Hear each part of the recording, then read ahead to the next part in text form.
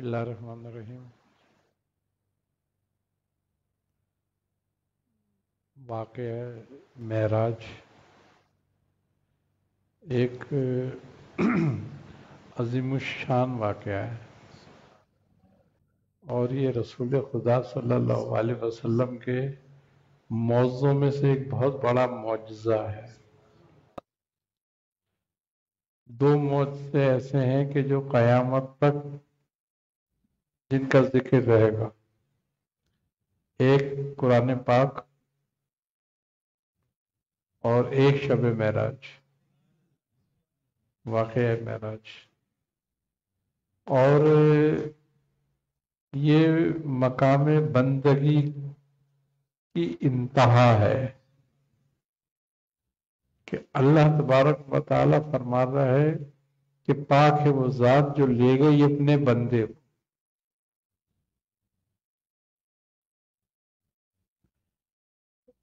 اب یہاں پر اللہ تبارک و تعالی رسول خدا صلی اللہ علیہ وسلم کی ذات کا ذکر کر رہا ہے،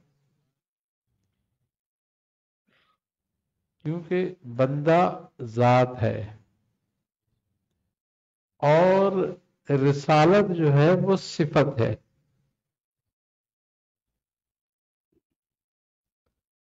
تو اللہ یہاں پر ذکر کر رہا ہے اپنے بندے کا،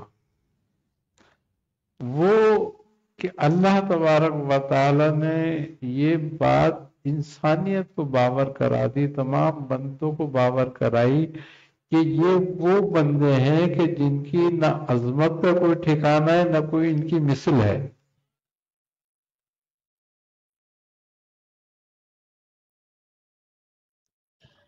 اللہ تبارک و تعالی آپ کو آپ کے جسم اطہر کے ساتھ لے کر گیا اس مقام۔ یہ بعض لوگوں کا خیال ہے کہ یہ خواب تھا، بعض لوگوں کا خیال ہے کہ یہ جو سارا کچھ خواب میں گزرا ہے، لیکن ایسا نہیں ہے۔ اللہ ذکر کر رہا ہے آپ کی ذات کا کہ اپنے بندے کو لے گیا، یہ نہیں کہہ رہا کہ میں نے خواب دکھا دیا، اپنے بندے کو لے گیا۔ تو آپ اپنے جسم اطہر کے ساتھ اس مقام تک گئے۔ اب اس مقام میں آپ کے قرب کا یہ حال، اللہ آپ کے قرب کو بیان فرما رہا ہے کہ ہم نے ان کو اتنے نزدیک کیا، اتنے نزدیک کیا کہ کعبہ قوسین، دو کمانوں کا فاصلہ۔ اب صوفیہ کے نزدیک جو ہے یہ جو بات ہے یہ تھوڑا یہ متشابہ ہے۔ کیوں کہ وہ کون سی کمانیں ہیں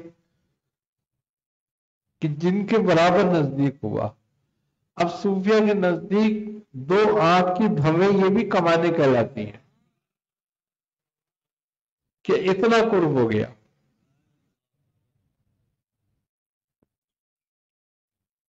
اور یہ بات کہ نہ آپ کی آنکھ ادھر ادھر ہوئی جھپکی اور نہ ہی آپ کو کوئی خیال گزرا دوسرا، یعنی کہ وہ مقام تھا کہ جہاں سب کچھ محو ہو کے خالی حق باقی رہ گیا تھا۔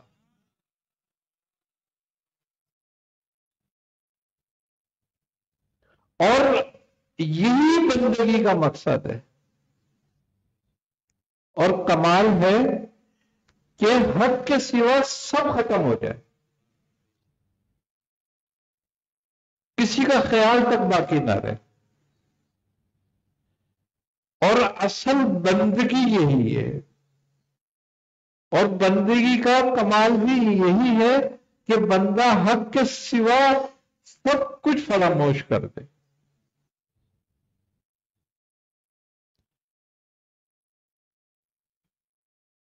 اللہ تبارک و تعالی نے یہ بات کہہ کے کہ نہ ان کو کوئی خیال آیا اور نہ ہی ان کی آنکھ ادھر ادھر ہوئی، یعنی کہ دیکھا کہیں اس طرف اپنی حدوں کے علاوہ، یعنی کہ جو مقصود تھا، جو مطلوب تھا، جو موجود تھا، اسی کو دیکھا بس. تو یہی بندگی کا مقصد ہے. یعنی کہ اللہ تبارک و تعالیٰ نے وہاں بندوں کو بتا دیا کہ بندگی کیا ہے.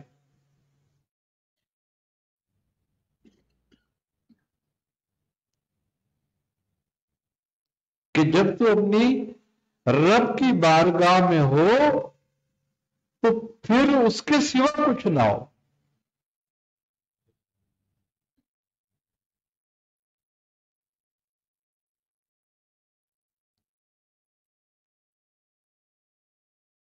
صوفیہ کے نزدیک یہ مراقبہ بھی ہے اور مشاہدہ بھی ہے. یعنی کہ اپنی نگرانی نگہبانی بھی ہے اور دیدار بھی ہے.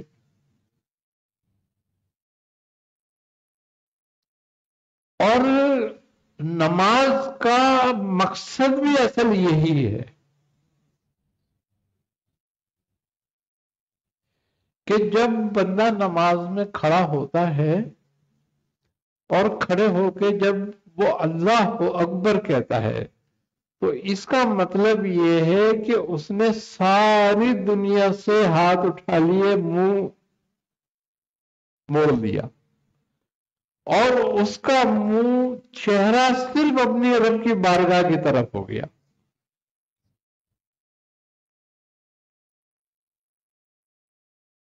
اور یہی بات ہے کہ رسول خدا صلی اللہ علیہ وسلم سے جب حضرت جبرائیل نے پوچھا کہ یا رسول اللہ مل احسان، کہ احسان کیا ہے، تو آپ نے فرمایا کہ تو اس کی عبادت ایسے کر جیسے کہ تو اسے دیکھ رہا ہے.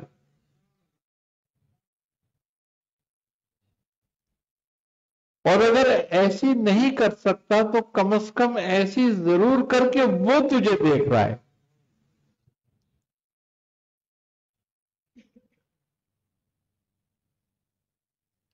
تاکہ دونوں حالتوں میں تیری توجہ، تیرا دھیان، تیرا چہرہ اپنے رب کی طرف ہی ہو.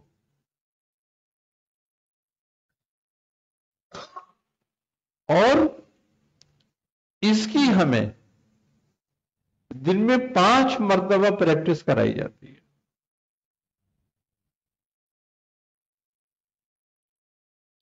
5 نمازیں میں کھڑے ہوتے ہیں جا کے،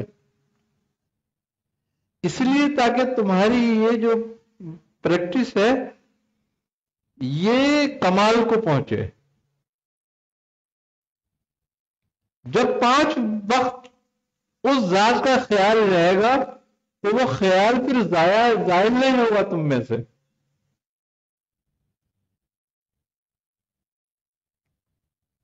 اور رب کا خیال ہونا ہے اس کی حضوری حاصل ہونا ہے، اور اس کی حضوری حاصل ہونے سے بندہ گناہوں سے چھوٹتا ہے. ہم سے گناہ سرزد کیوں ہوتے ہیں؟ اسی لیے ہوتے ہیں کہ ہم رب کی بارگاہ سے غافل ہو جاتے ہیں. جب ہم پہ غفلت آتی ہے تو معصیت آتی ہے.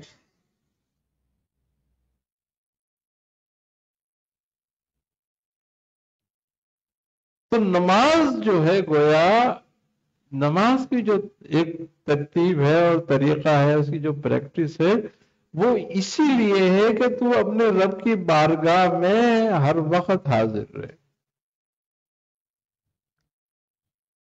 تیرے اندر غفلت پیدا نہ ہو. غفلت کیا ہے؟ غفلت رب سے غافل ہو جانا ہے، اس کی یاد سے غافل ہو جانا ہے، اور اس کی یاد سے غافل ہونا ہی معصیت.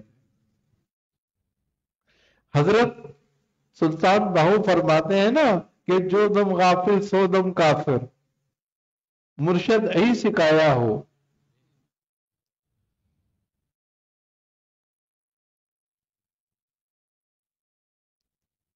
یعنی کہ کفر ہے ہی غفلت کا نام، غافل ہو جانے کا نام جو ہے وہ کفر ہے. اور خوبی کی بات یہ ہے کہ صوفیہ کا سب سے زیادہ زور جو ہوتا ہے وہ نماز میں ہوتا ہے. وہ کہتے ہیں کہ نماز جو ہے یہ رب سے قربت کا سب سے آسان اور سب سے بہترین ذریعہ ہے.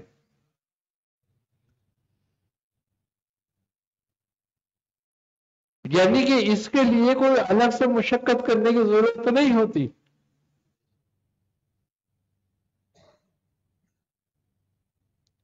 دیکھو نماز کو جو ہے نا کبھی بھی یہ سمجھ کر مت پڑھو کہ مجھے ادا کرنی ہے.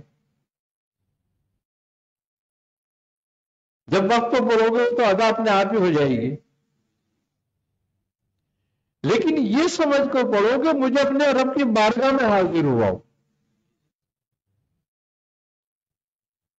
جب اذان ہوتی تھی نا تو مولائے کائنات علی کرم اللہ وجہ کا بدن کانپنے لگتا تھا.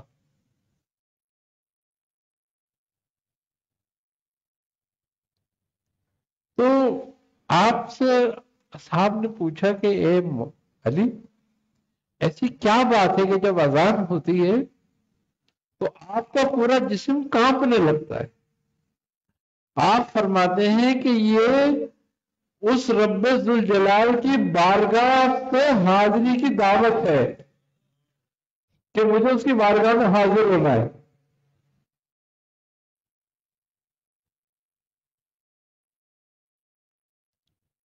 اتنا وہ آپ پر اذان کا اثر ہوتا تھا کہ اس بارگاہ سے بلاوا آ گیا ہے کہ چلو حاضر ہو جاؤ. جبکہ آپ کی ذات وہ تھی کہ آپ غافل ہی کب ہوتے تھے برف سے.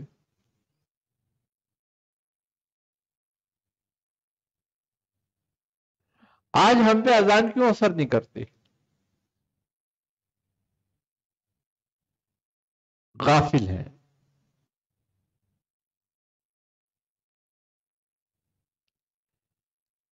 یہ سمجھتے ہی نہیں کہ یہ کس عظمت والے کی دعوت ہے.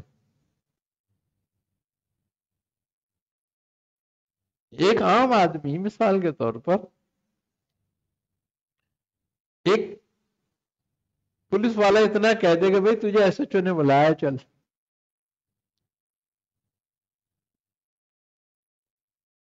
تو اس عام آدمی کی حالت خراب ہو جاتی ہے. وہ دو چار کو کہتے ہیں کہ میں تھانے جا رہا ہوں ذرا خیال رکھنا میرا، تھوڑی دیر میں نہ ہوں تو پتہ کر لینا، پتہ نہیں کیوں بلایا مجھے.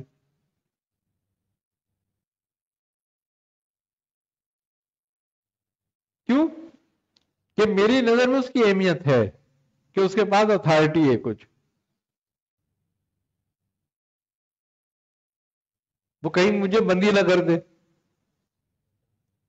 پہچانتا ہے اس کی اختیار کو، لیکن اتنا غافل ہے کہ رب کے اختیار کو نہیں پہچان رہا.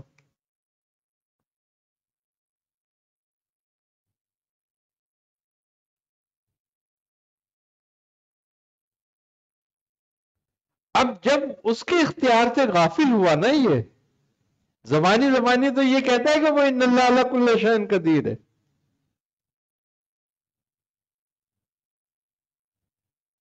لیکن اس کے دل میں یہ بات جمتی نہیں ہے اس کی غفلت کی وجہ سے.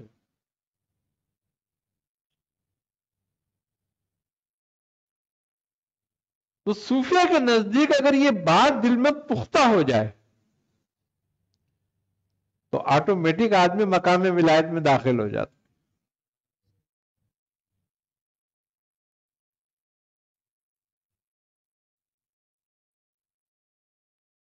ہر مسلمان صحیح العقیدہ ولی ہو سکتا ہے،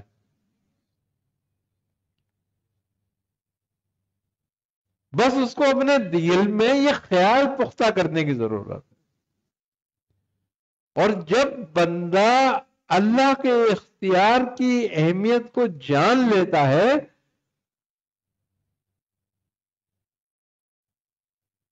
تو اللہ تبارک و تعالی اس بندے کا اختیار لوگوں کے دل میں ڈال دیتا ہے.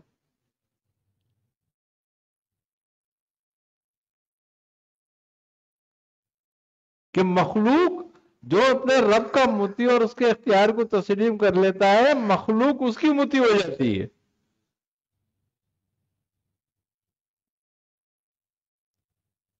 جو بندہ رب سے محبت کرنے لگتا ہے سچی، اللہ تبارک و تعالی فرشتوں کو فرماتا ہے کہ آسمانوں میں منادی کر دو کہ یہ اللہ سے محبت کرتا ہے، اللہ اس سے محبت کرتا ہے.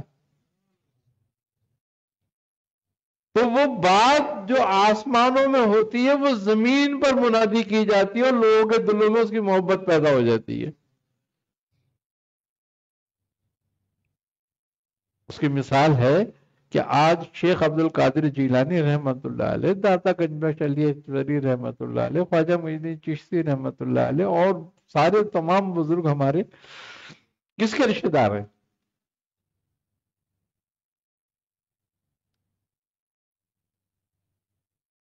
لیکن اپنا جال مال پیسے خرچ کر کے ان کی زیارت کے لیے جاتے ہیں، ان کے روزے کی زیارت کے لیے خالی.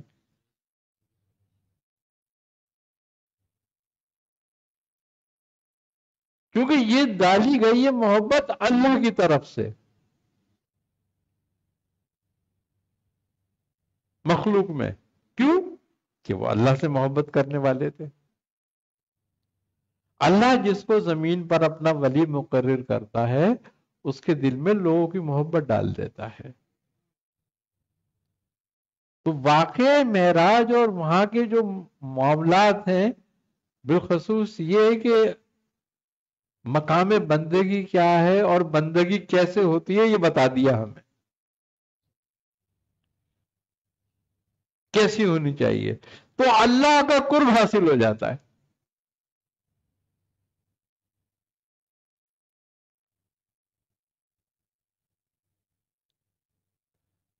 ہم نماز پڑھتے ہیں، جاتے ہیں نماز پڑھنے کے لیے، لیکن ایسے ہی جاتے ہیں جیسے ہم پہ کوئی قرض تھا جو اتار کے آ گئے.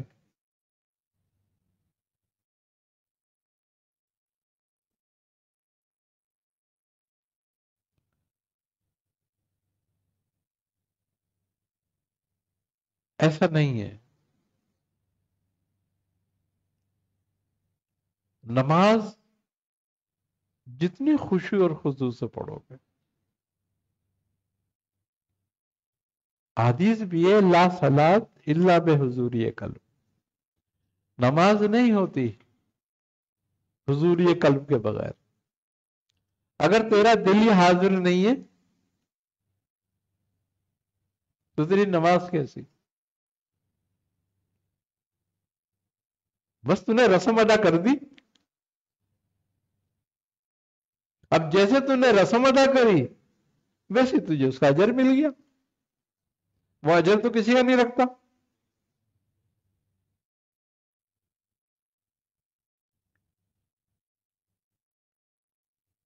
اب یہ بڑے بڑے مجاہدے مراقبے کرتے ہیں نا صوفیہ، ان کے نزدیک یہ بات ہے کہ جو صرف نماز صحیح سے پڑھ لے اسے کسی مراقبے مشاہدے کی ضرورت نہیں رہ جاتی.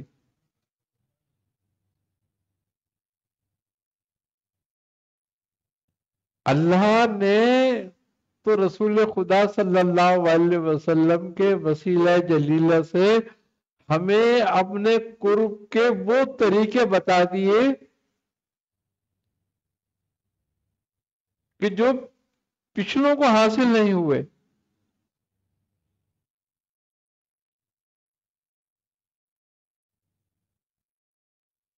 اسی لیے یہ امت سب سے افضل ہے.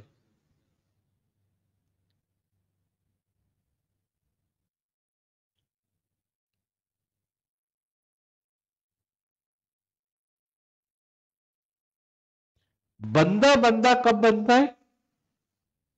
ہر آدمی اپنے آپ کو بندہ سمجھتا ہے، مگر یہ وضع قطع سے بندہ ہے. بندہ بنتا ہے عمل سے.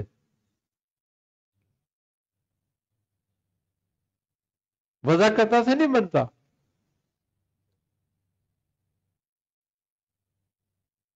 اور اللہ نے اس کی وضاحت بھی بہترین طریقے میں بنائی ہے.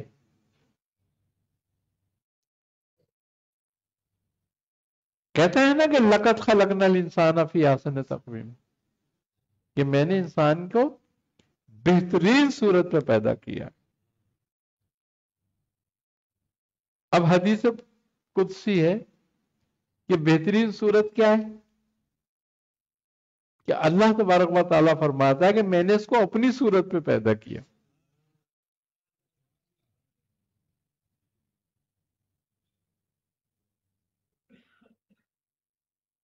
اور پھر فرماتا ہے کہ میں نے اس کو اپنی صورت پہ بنایا اور اپنی روح پھونک دی.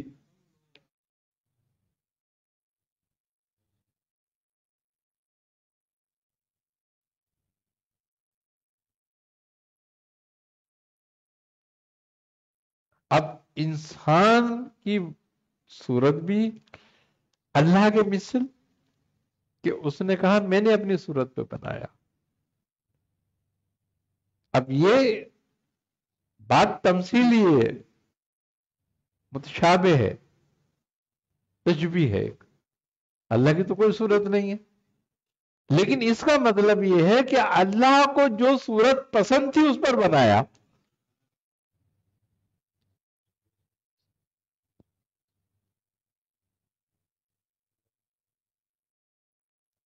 اب جب تجھے اس صورت پر بنایا جو اس کو پسند تھی اور تجھ میں اپنی روح پھونک دی، تو فرمایا تیرے لیے کہ بہترین صورت پہ بنایا میں نے اس کو.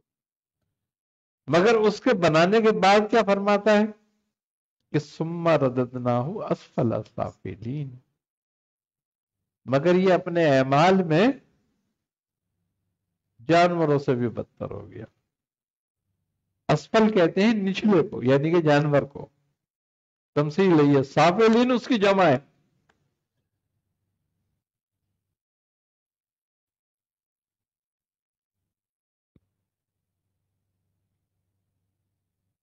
جانور میں، ہر جانور میں ایک خرابی الگ الگ ہوتی ہے. تو اس کے لیے کہا ہے کہ یہ تو بندہ بنتا ہے عمل سے. جیسے کہ سورہ عصر میں اللہ تعالیٰ فرماتا ہے کہ انسان، قسم زمانے کی، کہ انسان خسارے میں ہے.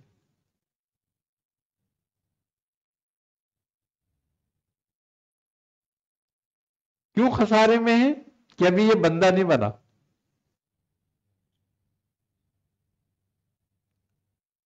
اس لیے کہ آگے بتا رہا ہے کہ الا الذین آمنوا وعملوا الصالحات، مگر وہ لوگ جنہوں نے جو ایمان لائے اور انہوں نے عمل صالحہ کیے، نیک عمل کیے.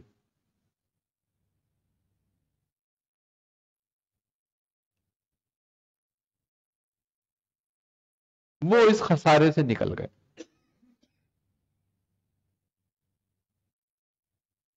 خسارہ کیا ہے؟ خسارہ ہے اپنی خواہشوں پر عمل کرنا.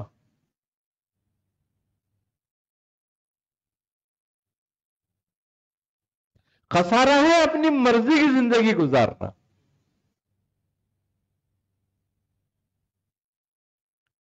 نہیں، نہ اپنی خواہشوں پر عمل کرنا ہے اور نہ ہی اپنی مرضی کی زندگی گزارنا ہے. اپنی زندگی کو گزارنے کے لیے رسول کی اتباع کرو، اپنی خواہشوں کے بجائے اللہ کے حکم کے پابند ہو.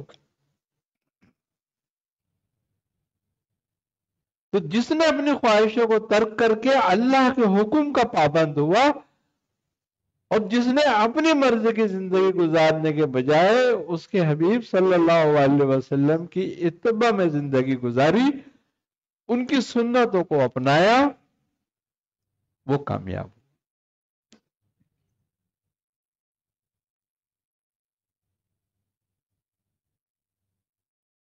نہیں تو خسارے میں گئے.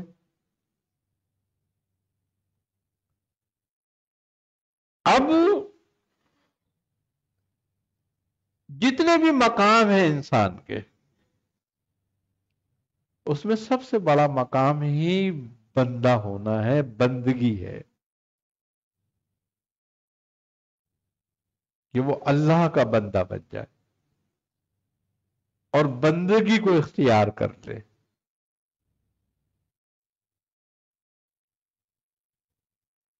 اور انسان کی سب سے بڑی صفت تقوی ہے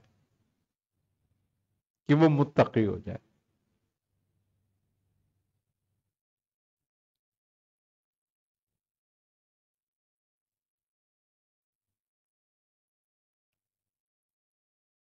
جس نے صحیح معنوں میں بندگی اختیار کر لی اور اللہ کا بندہ بن گیا، وہی ولی ہو گیا۔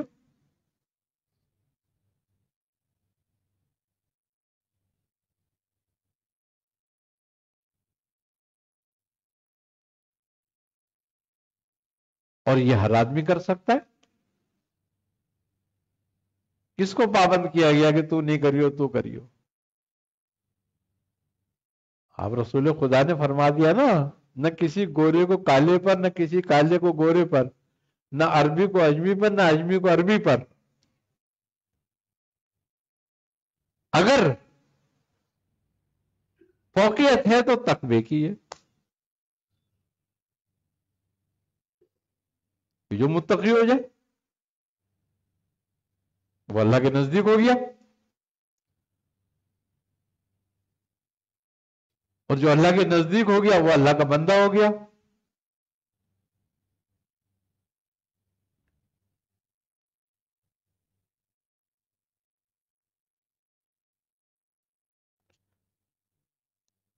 اور وہی زمین پہ اللہ کا خلیفہ ہے۔ ہر کوئی خلیفہ اللہ کا نہیں ہے۔ جبکہ اللہ نے فرمایا ہے کہ میں انسان کو پیدا کر رہا ہوں زمین میں اپنا خلیفہ۔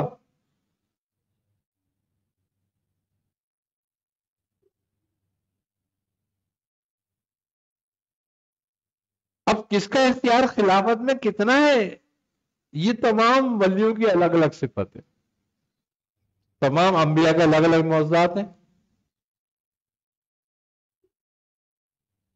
یہ رب تعالیٰ کی مرضی ہے کہ کس کو کیا معجزہ عطا کرتا ہے، کس کو کیا کرامت عطا کرتا ہے۔ تمام انبیاء کے معجزے الگ الگ رہے، ایک جیسے معجزے نہیں ہیں سب کے۔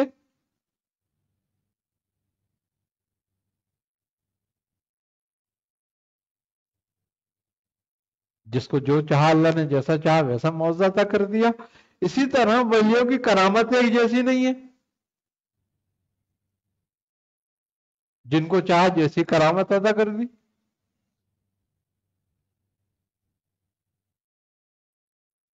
تو معجزے اور کرامات ایک جزوی اختیار ہو گیا نا۔ یہ خلیفہ کی نشانی ہے کہ اس کو اختیار ہے زمین پہ۔ نبی کا اپنا اختیار ہے، ولی کا اپنا اختیار ہے۔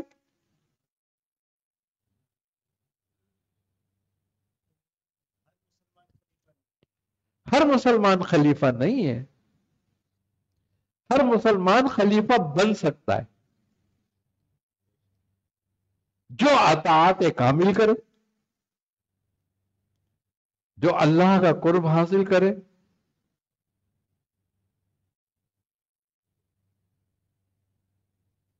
یہ منصب تو انسانی کے لیے ہے نا۔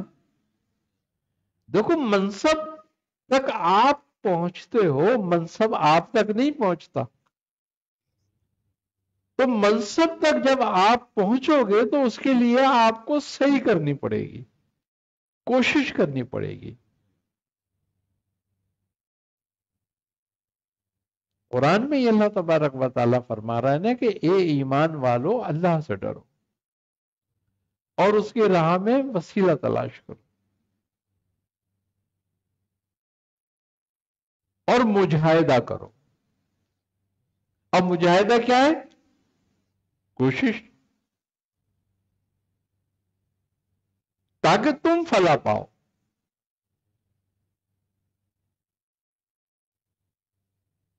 تو فلاح تمہیں اپنے مجاہدے سے حاصل کرنی ہے، سب کے لیے،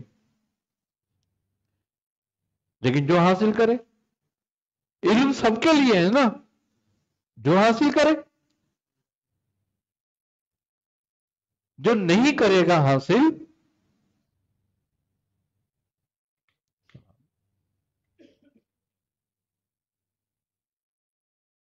جو حاصل نہیں کر رہا وہ تو سلام اور خیریت اور خیریت،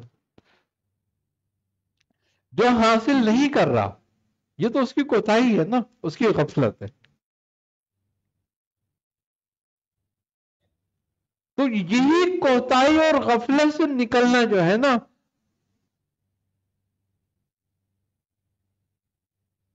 بندگی کہلاتا ہے.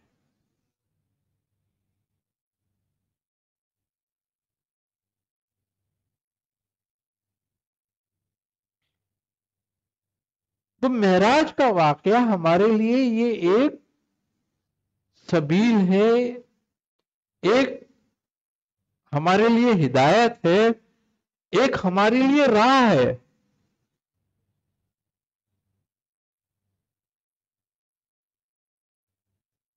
کہ ہم اپنے دل کو، اپنے دماغ کو، اپنی روح کو غیر سے خالی کریں.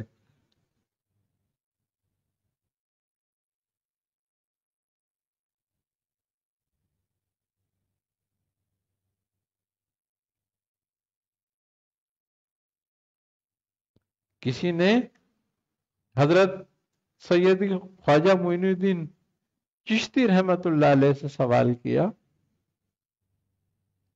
کہ حضور طاغوت کیا ہے؟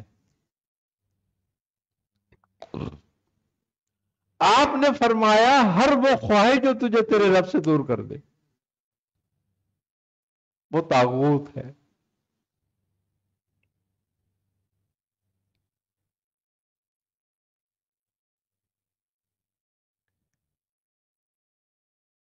اور قرآن کہہ رہا ہے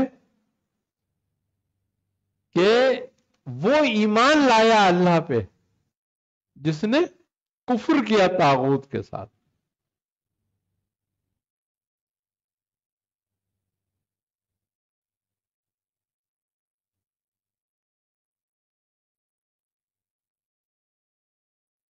وَيَكْفُرُ بِالطَّاغُوتِ وَيُؤْمِنُ بِاللَّهِ،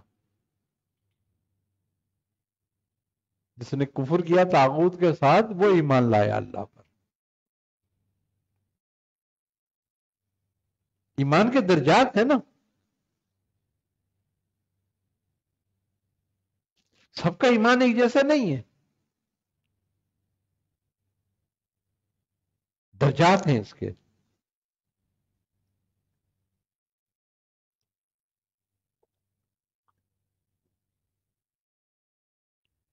ایمان کی ڈیفینیشن تو ایک ہی جیسی ہے،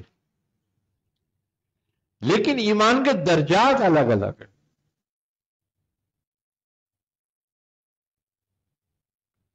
ایمان تقلیدی، ایمان عرفانی، ایمان احسانی، الگ الگ درجے ہیں. ہمیں جتنا اللہ کا قرب حاصل ہوتا جاتا ہے، جتنے ہم متابع رسول خدا صلی اللہ علیہ وسلم ہوتے جاتے ہیں، اتنے ہی ہمارے ایمان کے درجات میں اضافہ ہوتا جاتا ہے.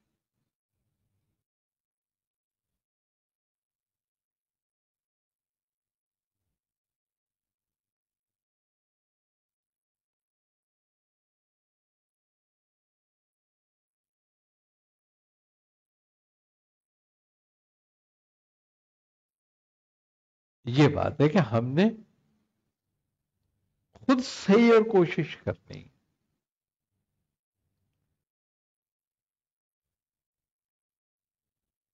اب کوشش کے لیے ویسا ماحول بھی چاہیے اور ذرائع بھی.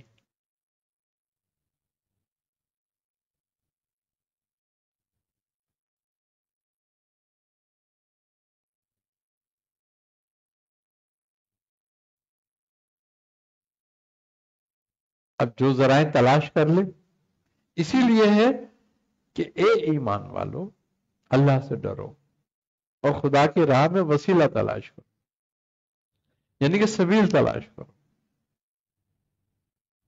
آگے بڑھنے کی، اور اس پہ مجاہدہ بھی کرو. خالی راستہ تلاش کرنے کا فائدہ نہیں ہوگا،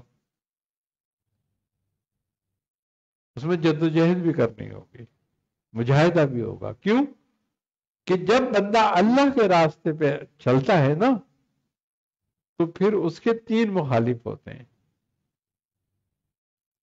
پہلی مخالفت اس کی نفس کرتا ہے اپنا، دوسری مخالفت اس کی زمانہ کرتا ہے، دنیا کرتی ہے، اور تیسری مخالفت اس کی شیطان کرتا ہے. اب جب تین تین دشمن سامنے آتے ہیں تو بندے کو تو آزمائش میں ڈال دیتے ہیں نا پھر.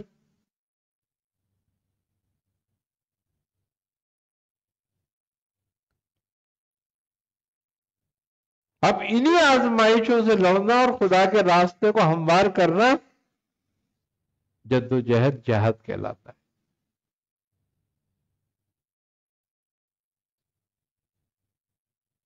اور یہ جہاد بھی وہ ہے جو جہاد اکبر ہے.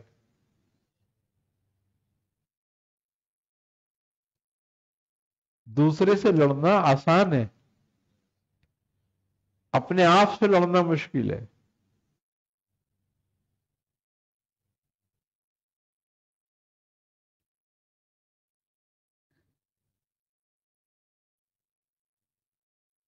اس میں ایک دشمن ہے اور وہ سامنے ہے، اس کا ہر حملہ ہر وار سامنے ہے.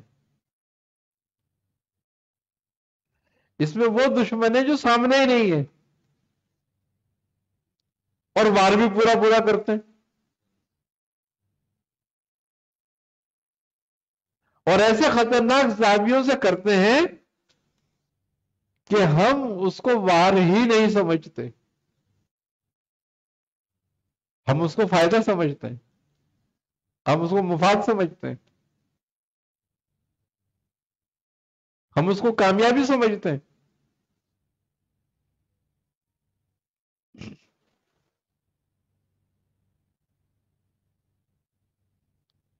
ہمارے ہاں کامیابی کا معیار یہی ہے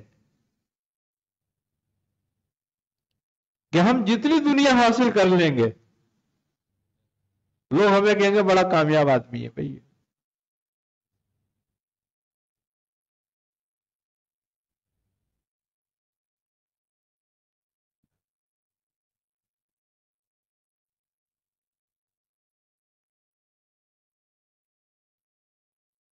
ہے نا یہ بات؟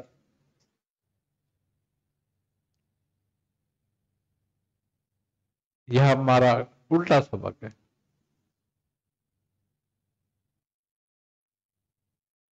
ہماری کامیابی یہ ہے کہ ہم اپنے ہر لمحے کو، اپنی ہر سانس کو گننا شروع کر دیں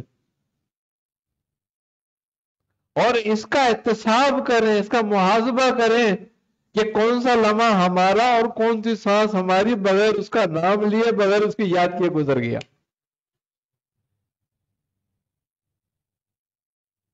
یہ بندگی ہے.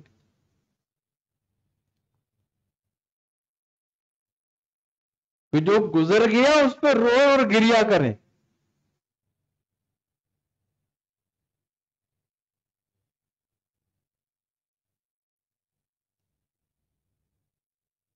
اور آگے نہ نکلنے دیں.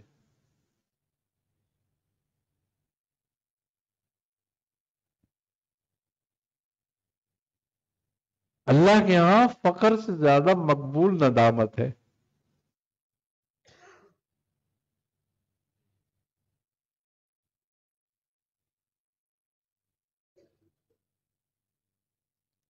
اور جس بندے کو ندامت کی حیثیت کا علم ہو گیا وہ کامیاب ہو گیا.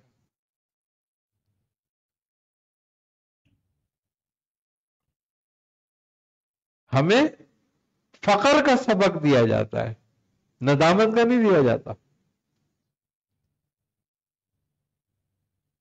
بندہ وہ کامیاب ہے جو اپنے رب کے سامنے ہمیشہ نادم رہے.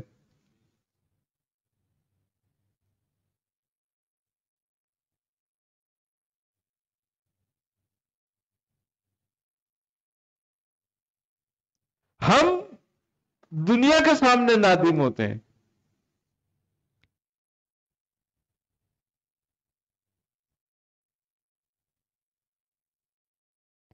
ہمیں رب کے سامنے ہونا چاہیے.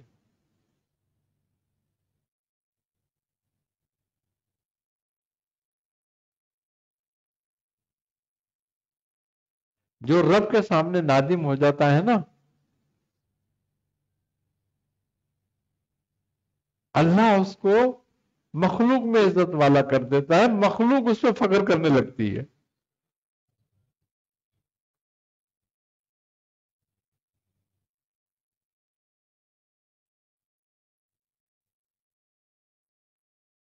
آج ہے نا یہ بات کہ اپنے بزرگوں کو دیکھ لو، فخر کرتے ہو نہیں کرتے ہو ان پہ؟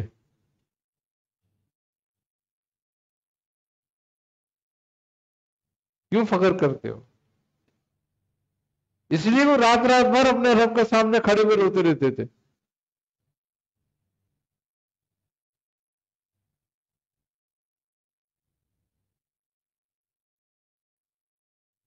اس کی بارگاہ میں نادم رہتے تھے، روتے تھے، اور کہتے تھے کہ اے ہمارے رب، تو نے تو ہم پہ بہت نعمت کری پر ہم تیرا حق ادا نہیں کر سک رہے، اس لیے نادم ہے.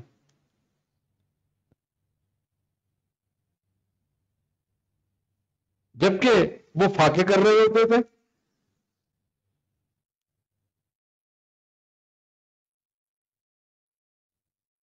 کیوں؟ کہ وہ جانتے تھے کہ اس کے راستے میں فاقہ نعمت ہے. کیونکہ نعمت جو چیز ہے وہ اصل میں اس کی توفیق ہے کہ وہ تجھے اپنے سامنے کھڑا ہوا پسند کر رہا ہے.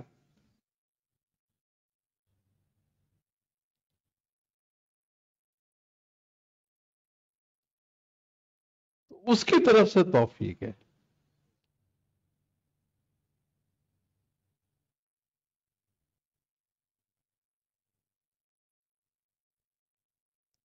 نا. شب معراج میں جب اللہ تبارک و تعالیٰ نے پوچھا کہ اے نبی میرے لیے آپ کیا لائیں، تو آپ نے کیا فرمایا؟ تحیات للہ الصلاۃ والطیبات، کہ میری تمام پاک عبادتیں، پاک اور طیب چیزیں وہ آپ کے لیے ہیں.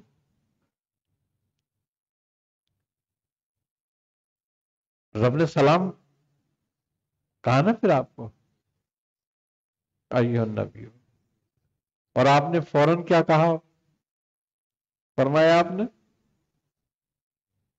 وَعَلَىٰ عِبَادِ اللَّهِ الصَّالِحِينَ، کھول دیا بندوں کے لیے دروازہ.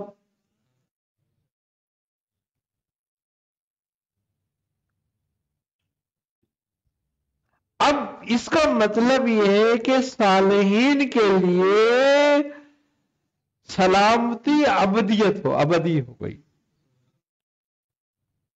ہر صالح کے لیے سلامتی ہو گئی ہمیشہ. اب اس سلامتی کو حاصل کرنے کے لیے تھوڑی سی صحیح کی ضرورت. اسی چیز کی ضرورت ہے جو رسول فرما رہے ہیں کہ میری تمام عبادت اور تمام طیب کام آپ کے لیے ہیں.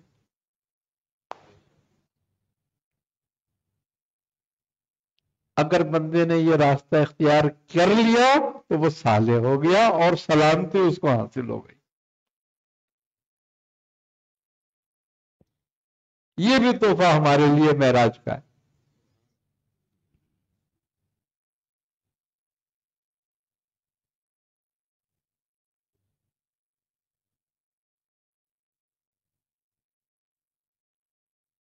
تو ہمارے لیے فخر کی بات یہی ہے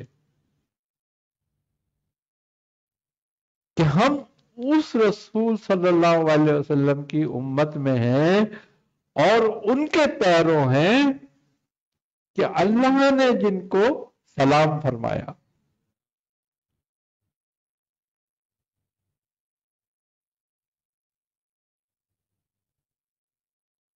اپنا محبوب بنایا.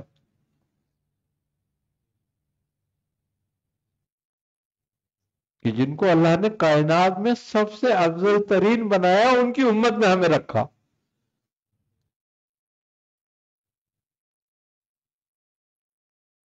اور اسی لیے ان کی امت میں ہمیں رکھا کہ وہ ہمیں بخشنا چاہتا ہے.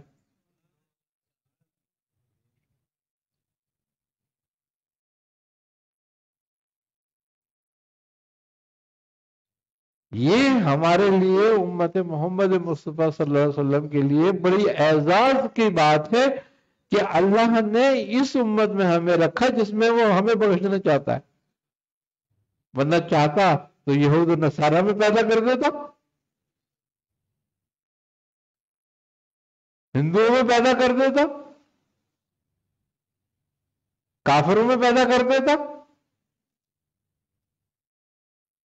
لیکن اس کا مطلب یہ ہے کہ اس نے ہمیں بخشنے کا فیصلہ کیا تو اس امت میں پیدا کر دیا. تو پھر ہم کم از کم اسی شکر کے اندر اس کی بندگی کریں.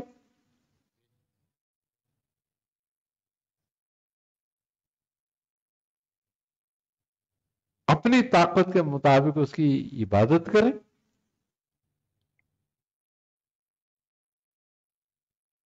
اپنی صلاحیت کے مطابق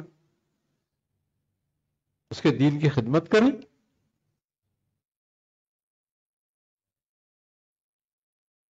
اور اپنی قوت کے مطابق اس کی خیر کی خدمت کریں.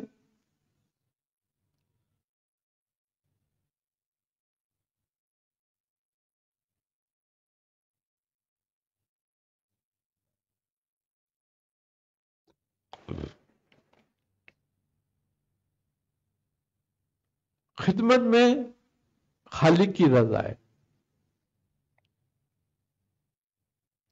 کیوں؟ کہ جو اس کی خلق کی خدمت کرتا ہے. الخلق عیال اللہ.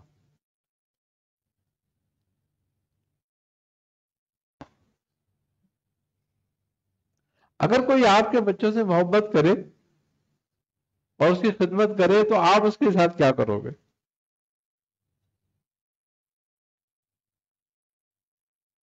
آپ اس کے ساتھ بھی پیار کرو گے اور چاہو گے کہ میں اس کا بدلہ اتاروں. تو الخلق عیال اللہ، جو اللہ کی خلق کی خدمت کرتا ہے گویا وہ اللہ کی خدمت کر رہا ہے.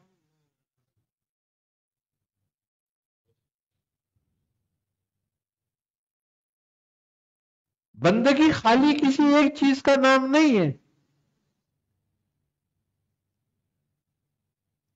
کہ ہم خالی نماز پڑھیں تو بندگی ہے، خالی روزہ رکھیں تو بس بندگی ہو گئی. نہیں، بندگی خالق سے لے کے خلق تک ہے.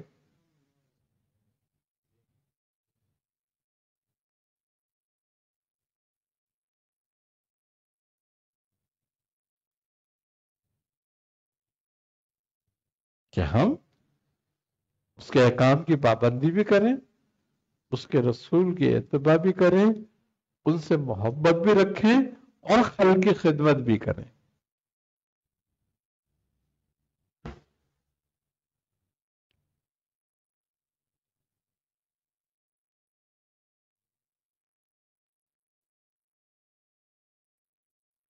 صوفیہ کا کیا طریقہ رہا؟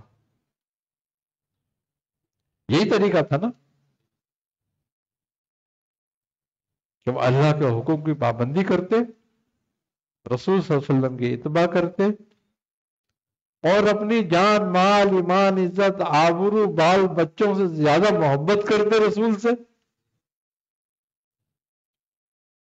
اور خلق کی خدمت کرتے.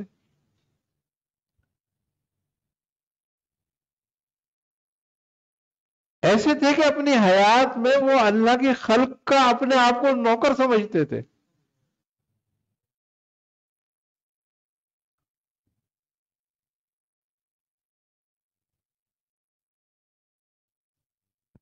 سید احمد کبیر رفائی رحمت اللہ تعالی علیہ کیسے بزرگ گزرے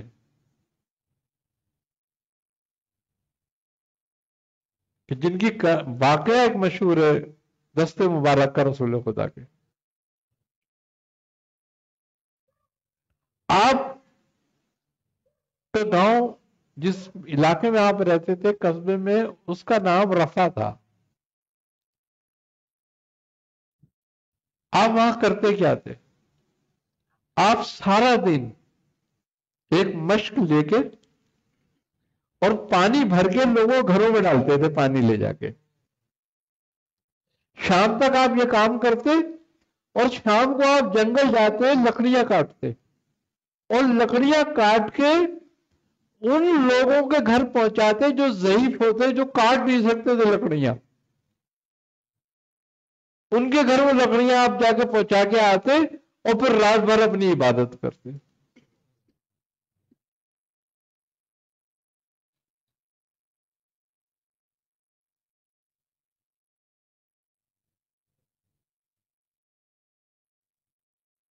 اپنے آپ کو خلق کی نوکری میں لگایا ہوا تھا، اور خالق نے کیا مقام عطا کیا؟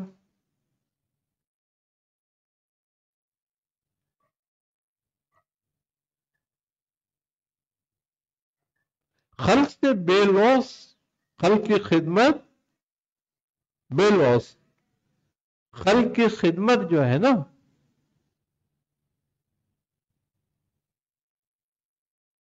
وہ خالق کے ساتھ اخلاص ہے.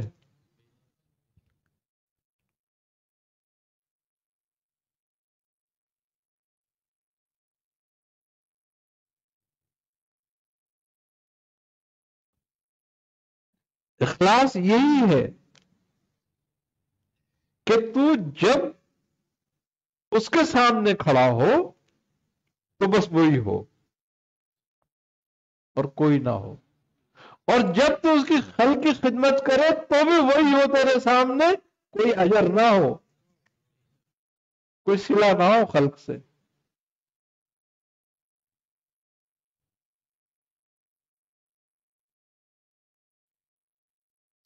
یہ بندگی ہے.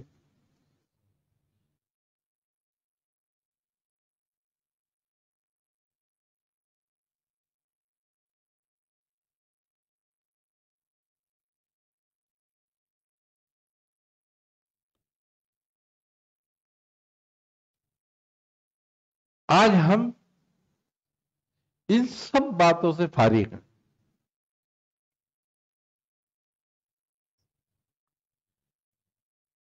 ہم کسی کی مدد بھی کرتے ہیں تو اس پر احسان رکھتے ہیں،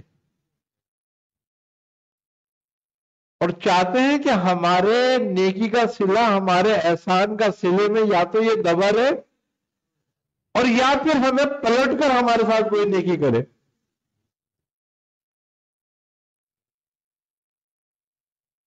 پھر وہ احسان ہے نہ عبادت ہے، بلکہ وہ تجارت ہے جو بندے کی بندے کے ساتھ ہے، اس کا رب سے کوئی تعلق.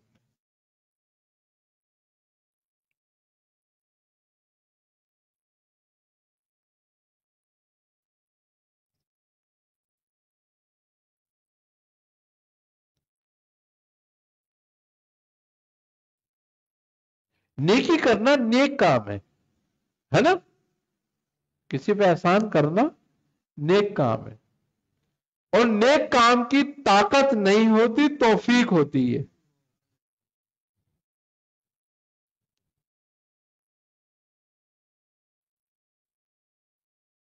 اور برے کام کی، گناہ کی توفیق نہیں ہوتی، طاقت ہوتی ہے.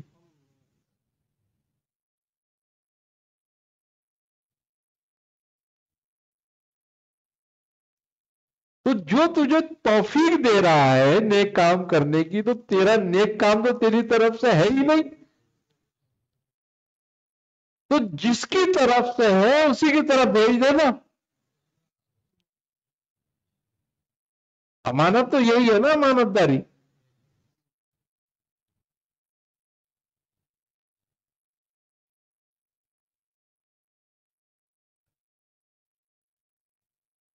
اور جو تو نے اپنی طاقت سے کیا ہے کام گناہ کا، اس کو اس پہ نادم ہو کہ وہ تو نے کیا ہے.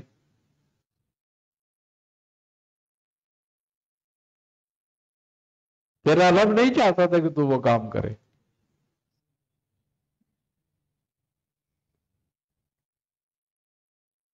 تو جب تو نے کر لیا ہے تو اپنی طاقت استعمال کریے نا، اب نادم بھی ہو اس پہ.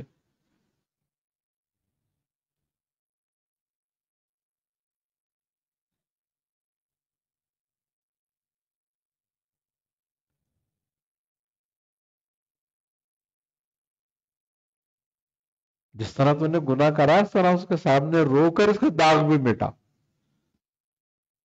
گناہ کا داغ آنسوؤں سے مٹتا ہے.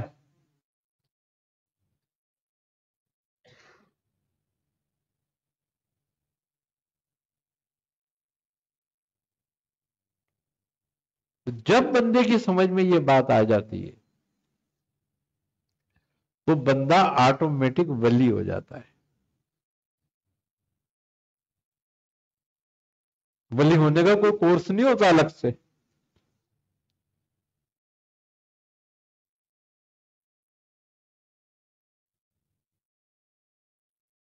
جب بندگی سمجھ میں آ جاتی ہے نا بندگی کیا ہے، تو بس وہ ولی ہو جاتا ہے.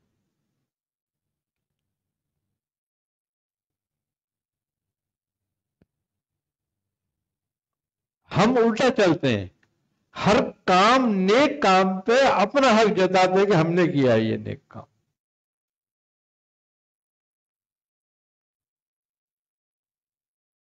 اور اگر گناہ ہو گیا تو یہ ہمارا نہیں تھا بھائی، پتنی کیسے ہو گیا، ہم تو چاہتے نہیں تھے کرنا. وہ شیطان کے ذمہ چلا جاتا ہے بیچارے کے.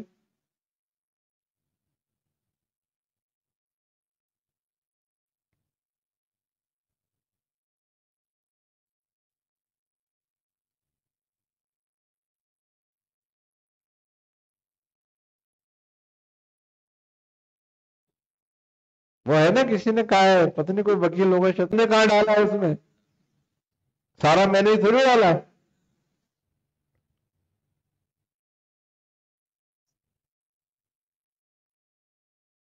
تو ہم الٹے چلتے ہیں کہ گناہ کو کسی اور سے منسوب کرتے ہیں اور نیکی کو اپنے آپ سے. جبکہ نیکی کو منسوب کریں اپنے رب سے.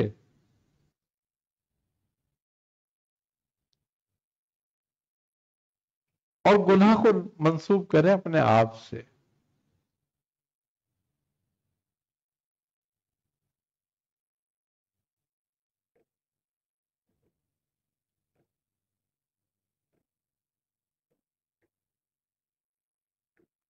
تو بندے میں محاسبہ پیدا ہوتا ہے، احتساب پیدا ہوتا ہے. اور جو بندہ اپنا محاسبہ نہیں کرتا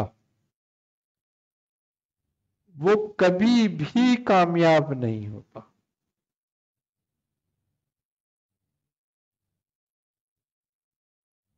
اس میں اپنا محاسبہ کرنا شرط ہے. اور جو شخص اپنا محاسبہ کرنا جانتا ہے اور کرتا ہے اور اس میں ندامت ہوتی ہے اس کو، تو اس کا مطلب یہ ہے کہ اللہ نے اس کے ضمیر کو ابھی زندہ رکھا ہوا ہے. اور اللہ جس کے ضمیر کو زندہ رکھتا ہے نا اس کو ہدایت دینا چاہتا ہے.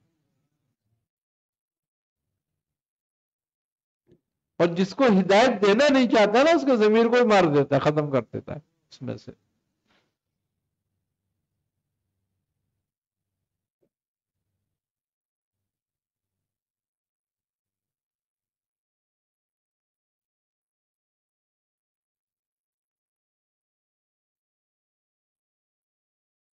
اور اپنا احتساب کے لیے یہ ضروری ہے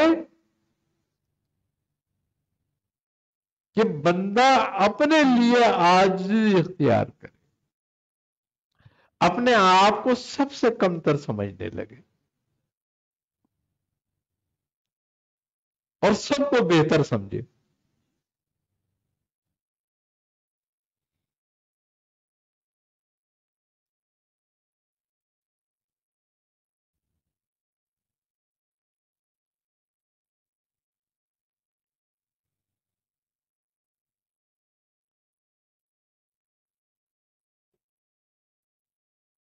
جب یہ بات پیدا ہوتی ہے تو یہ ذرا مشکل سے پیدا ہوتی ہے، اس لیے کہ اس کو نفس پیدا نہیں ہونے دیتا۔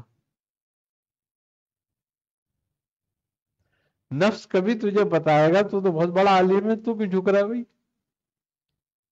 تو بہت بڑا سمجھدار آدمی ہے، تو کیوں جھکے گا؟ تو بہت بڑا مالدار ہے، تو کیوں جھکے گا؟ ہے؟ تو کسی کا کوئی قرضدار ہے، کوئی مال کھاتا ہے کسی کا جو اس کے آگے جھکے گا؟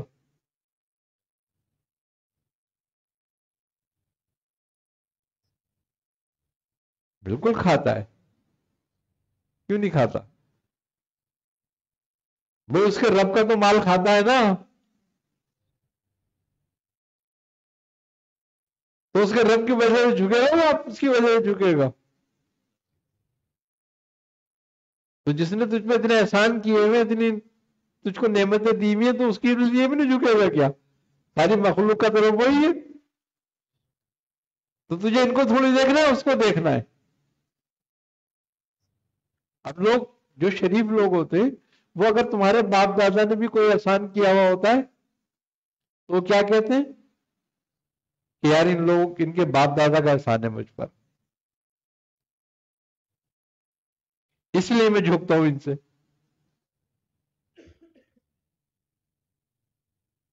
کہ رب کے احسان سے نہیں جھکتا، پھر تو رب کی نعمتوں سے نہیں جھکتا۔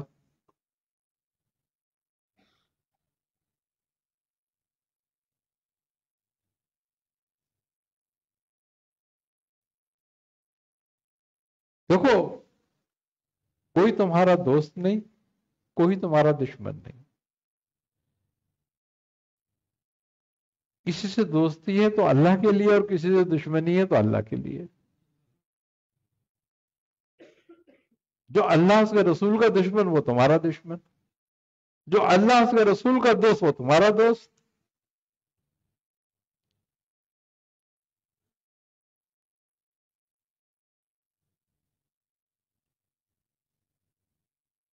یہی بندگی کے حصے ہیں۔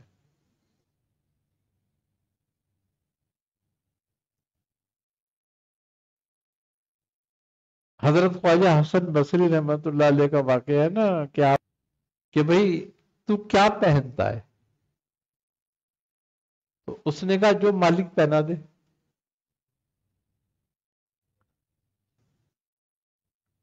آپ نے فرمایا تیری کوئی پسند؟ اس نے کہا جو مالک کی پسند، اور اس کو 4 باتوں پہ آزاد کر دیا۔ آپ نے فرمایا کہ اس کا احسان ہے مجھ پر۔ کہا کیوں؟ کیسے؟ مجھے بندگی سکھا دی کیسے کی جاتی ہے۔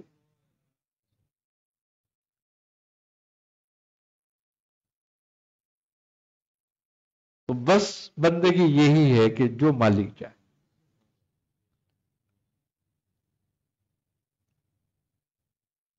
اب مالک کیا چاہتا ہے؟ اس نے کتاب بھی تمہیں دے دی اور رسول بھی تمہیں دے دی۔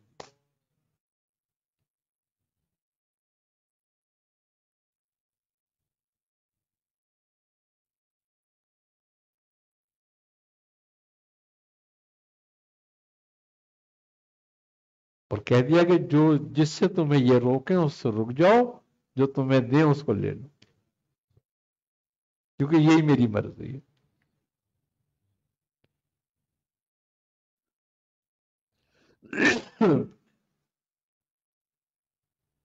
تو بات کیا ہے؟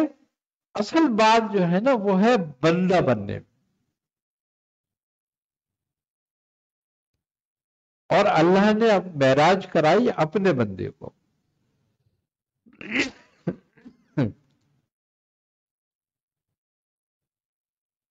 ہے نا؟ سبحان الذی اسرا بعبدہ، اپنے بندے کو، باقی کو ذات جو لے گئی اپنے بندے کو۔ تو جو بندہ بن جاتا ہے اس کو بھی معراج حاصل ہوتی ہے۔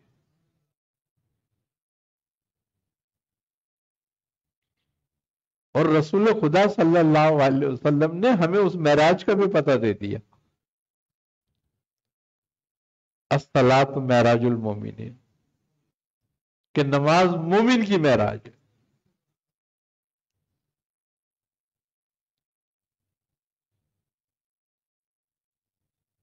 مگر اس کے لیے بندہ بننا ضروری ہوگا.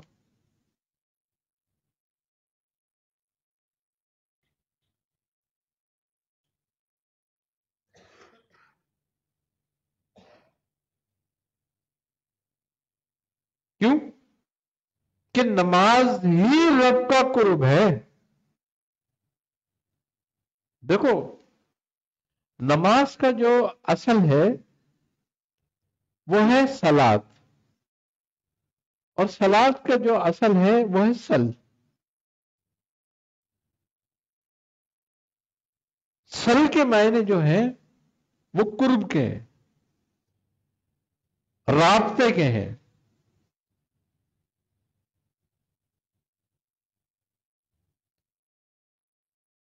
اب وَأَقِیمُوا الصَّلَاۃَ ہے نا، نماز کو قائم کرو. اب جبکہ نماز تو پڑھی جاتی ہے، ہر آدمی نماز پڑھنے جاتا ہے، قائم کون کرتا ہے؟ تو اس کا مطلب یہ ہے کہ وَأَقِیمُوا الصَّلَاۃَ اصل سل کی طرف ہے کہ رابطہ قائم کرو، اس سے قربت قائم کرو.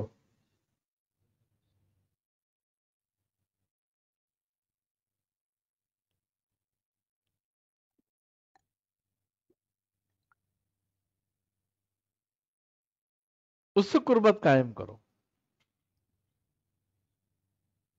اس سے رابطہ قائم کرو.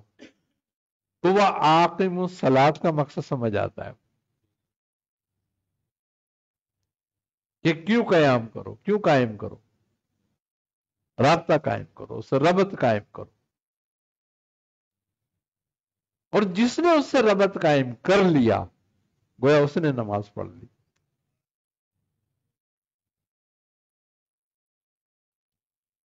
اور جس نے نہیں کرا وہ رسم نبھاتا رہا، سب کام رسمانی کرتا رہو، پھر اس کو مقصود حاصل نہیں ہوا اس کا، کیونکہ اس کا مقصود تھا قرب.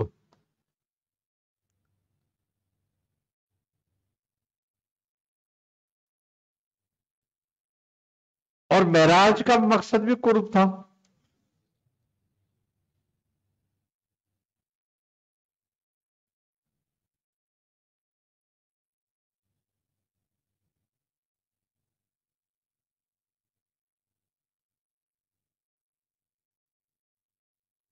تو اب ہمیں یہی سمجھنے والی بات ہے کہ گویا ہمیں نماز پڑھنی ہے یا قائم کرنی ہے. اگر معراج کا فائدہ حاصل کرنا ہے تو پھر قائم کرنی ہے، اور اگر رسم نبھانی ہے تو پھر پڑھنی ہے بس.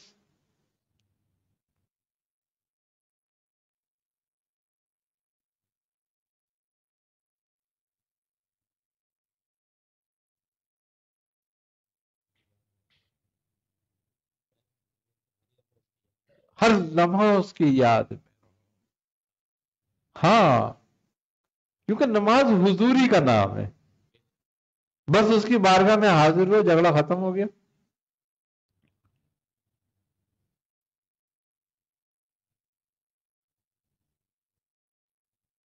وہ ایک مقولہ ہے نا فقرا کا، کہتے ہیں کہ تواڈی پنج ویلے ساڈی ہر ویلے. تو یعنی کہ انہوں نے 5 کو ہر وقت کر لیا. کیسے کر لیا؟ کہ انہوں نے فجر ایک پڑھی نا، اور زہر تک اس کے خیال میں رہے،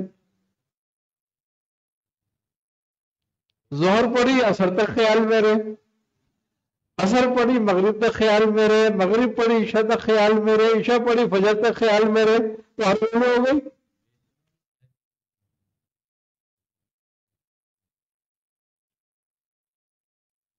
5 بھی ہو گئی،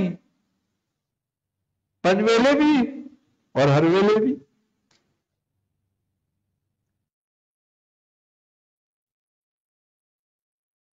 اس کا مقصد یہ نہیں ہے کہ بس تم 5 وقت پڑھو ہر وقت میں، یعنی کہ پڑھنی نہیں ہے ہم نے تو.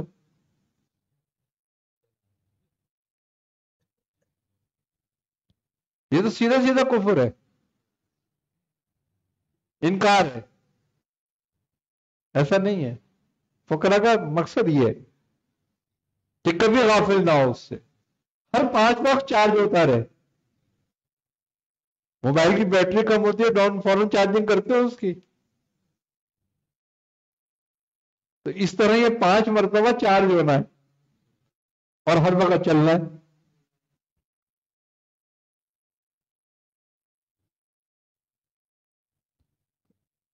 اس کی اللہ تعالی ہمیں سوچ سمجھ کی توفیق دے. شب معراج کے آ رہی ہے، اس میں بہت سارے اعمال کیے جاتے ہیں، ایک ہی رات میں کیے جاتے ہیں. اس میں درود تاج کا بھی بہت اچھا وظیفہ ہوتا ہے. کوئی اگر درود تاج کو اس رات میں 92 مرتبہ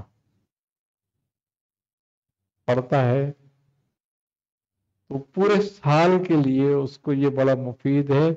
پھر روزانہ کم سے کم 1 مرتبہ فجر میں اور 1 مرتبہ مغرب میں پڑھتا رہے تو اس کے برکات اس کو حاصل ہوتے رہتے ہیں.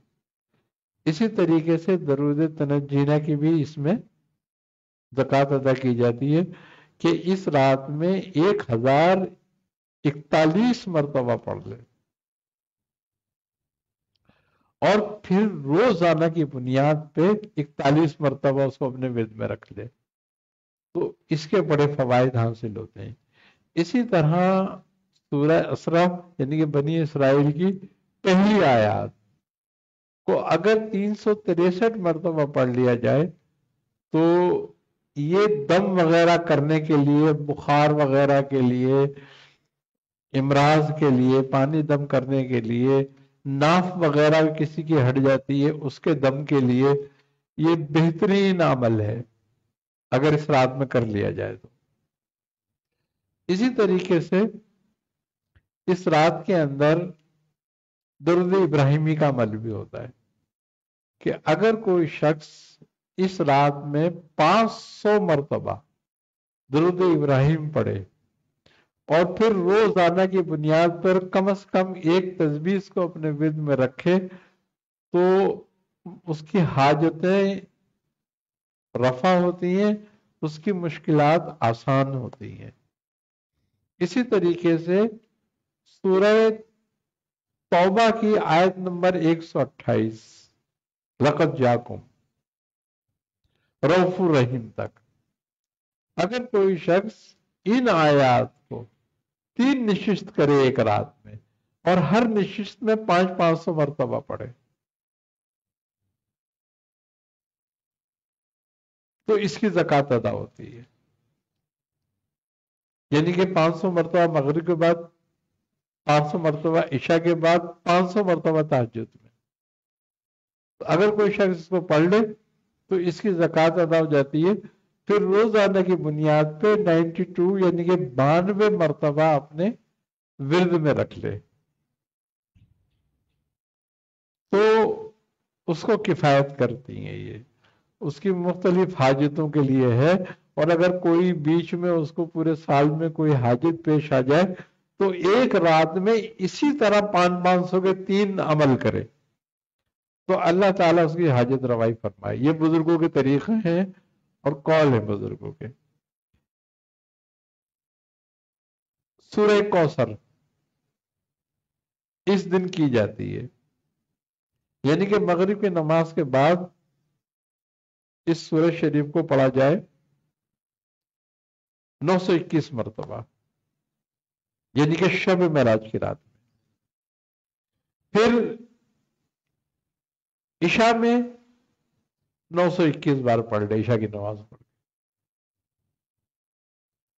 اور پھر فجر کی نماز پڑھ کے 922 بار پڑھے اور پھر روزانہ کی مداومت میں 21 مرتبہ کر لے تو اس کا عمل حاصل ہو جاتا ہے. اور اس میں یہ بات ہے کہ اگر پھر کبھی کوئی حاجت اس کو پیش آ جائے ایسی کہ جو آسان سا حل نہ ہوتی ہو، تو اسی ترتیب سے سورہ کوثر کو پڑھے پھر اس میں 3 دن میں بھی پڑھ سکتا ہے، پھر وہ ایک دن 921، دوسرے دن 921، تیسرے دن 922، لیکن ہر رات میں 2 رکعت نماز نفل پڑھے اور اس کا ثواب حضرت بی بی فاطمہ سلام اللہ علیہا کو ہدیہ کر دیا کر، 3 دن تک کرے تو اس کی حاجت روائی ہو جاتی ہے۔ اچھا، اسی طریقے سے جو لوگ جادو ٹونا یا ان پریشانیوں کا یا رزق کی تنگی کا شکار ہیں، اگر وہ درود تنجینہ اس طریقے سے پڑھ لیں، تنجینہ جس طریقے سے میں نے بتایا ہے 1041 بار اور پھر روزانہ 41 بار کرے تو اللہ تعالیٰ ان مصیبتوں سے اور پریشانیوں سے اس کو نجات دے دیتا ہے۔ اچھا، بعض لوگ ایسے ہوتے ہیں جو روز رزق کی پریشانی میں ہوتے ہیں یا تنگی میں ہوتے ہیں، تو اگر وہ لوگ بھی اس رات کو اسی درود کو کسی کاغذ پہ لکھ کر اور 1000 بار 1041 بار پڑھ کے اس کو دم کر کے مومجامہ کر کے تعویذ بنا کے اپنے پاس رکھ لیں تو ان کی پریشانیاں، مشکلیں، تنگیاں دور ہو جاتی ہیں، اور پھر 41 مرتبہ روزانہ اس کو ورد میں رکھیں۔ اسی طریقے سے بعض بچوں کو نظر ہو جاتی ہے یا اس قسم کے بیمار رہتے ہیں یا ہر وقت وہ بیمار رہنے لگتے ہیں، تو سورہ توبہ کی آیت نمبر 128 لقد جاءکم پوری لکھے اور لکھ کے اسی ترتیب سے عمل کرے جیسے بتایا گیا ہے اور اس پہ دم کرے۔ اچھا، 1 تعویذ لکھ لے، 3 لکھ لے، 5 لکھ لے، 7 لکھ لے، جتنی اس کو ضرورت ہو وہ لکھ لے اس رات میں اور اس پہ دم کر لے، تو بیماریوں کو دفع کرنے کے لیے، نظر بد کو دفع کرنے کے لیے، آفات اور بلایات سے محفوظ رہنے کے لیے بچوں کے گلوں میں بھی ڈال سکتے ہو، لوگ اپنے پاس بھی رکھ سکتے ہیں۔ تو یہ اعمال اس میں ہوتے ہیں، اور بھی بہت سارے اعمال ہیں لیکن یہ مختصراً اعمال ہے۔ اسی طریقے سے سورہ فتح کی آخری آیت، جس کو آیت کتب جنوبی بھی کہتے ہیں اور آیت غوث بھی کہتے ہیں بہت سارے اس کو، اگر ان آیات کو، اس آیت کو 399 مرتبہ پڑھ لیا جائے اور پھر روزانہ 11 مرتبہ پڑھا جائے فجر کی نماز کے بعد، تو تمام حاجتوں کے لیے، تمام پریشانیوں کے لیے، تمام مشکلوں کے لیے یہ بہترین اعمال میں سے ہے۔ اللہ تعالی ہمیں ان پہ عمل کرنے کی توفیق عطا فرمائے اور اللہ ان اعمال کو ہمارے قبول فرمائے۔ اللہم صلی علی محمد النبی الجود والکرم یا الہ العالمین یا ارحم الراحمین یا ارحم الراحمین یا ارحم الراحمین۔ اپنے حبیب صلی اللہ علیہ وسلم کی وسیلہ جلیلہ سے ہماری دعاؤں کو اپنی بارگاہ میں، یا الہ العالمین ہمیں ہر طرح کی گمراہیوں سے، محتاجیوں سے، ذلتوں سے، رسوائیوں سے، ہر طرح کی ظاہری باطنی امراض سے، ہر طرح کی آفات ناگانیاں، اموات ناگانیاں، امراض ناگانیاں سے محفوظ فرما۔ ہر طرح کی رحمتیں، نعمتیں، برکتیں، راحتیں، آسانیاں عطا فرما۔ یا الہ العالمین ہم میں جو لوگ جن جن معاملوں میں پریشان ہیں ان کی پریشانیوں کو دور فرما۔ جن لوگوں نے جن حاجتوں اور دعاؤں کے لیے کہا ہے یا الہ العالمین ان کی حاجتوں کو پورا فرما، ان کی دعاؤں کو قبول فرما۔ یا الہ العالمین ہم میں جو لوگ بیمار ہیں انہیں شفا کاملہ عاجلہ عطا فرما۔ یا الہ العالمین ہم میں جو تنگ دست ہیں، بے روزگار ہیں، ان کو کشادگی عطا فرما۔ یا الہ العالمین ہمارے کبیرہ صغیروں کو اپنے حبیب صلی اللہ علیہ وسلم ان کی آل کے وسیلہ جلیلہ سے معاف فرما۔ یا الہ العالمین اپنے حبیب صلی اللہ علیہ وسلم کے صدقہ طفیل میں ہمیں ایمان کی دولت سے مالا مال فرما، اس پہ استقامت عطا فرما، اس پہ ہی ہمارا خاتمہ فرما۔ یا الہ العالمین ہمیں دنیا اور آخرت میں اہل بیت کے غلاموں میں قبول فرما، ربنا تقبل منا إنك أنت السميع العليم وتب علينا إنك أنت التواب الرحيم صلى الله تعالى على خير خلقه محمد وعلى آله وصحبه أجمعين برحمتك يا أرحم الراحمين بحق لا إله إلا الله لا إله إلا الله لا إله إلا الله محمد رسول الله